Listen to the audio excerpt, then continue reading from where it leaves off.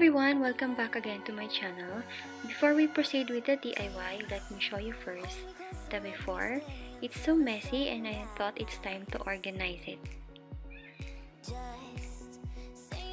And here are the materials that I used. A picture frame that I got from IKEA, a contact paper, a glue gun, a pair of scissors, and the trash bin that I got from gift collection.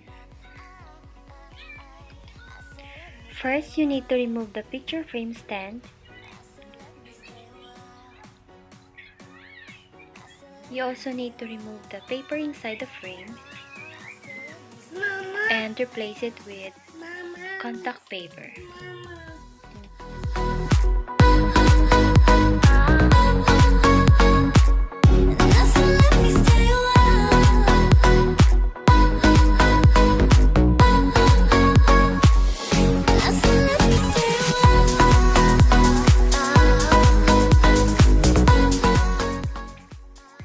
Now it's time to glue the picture frame on the bottom of the trash bin.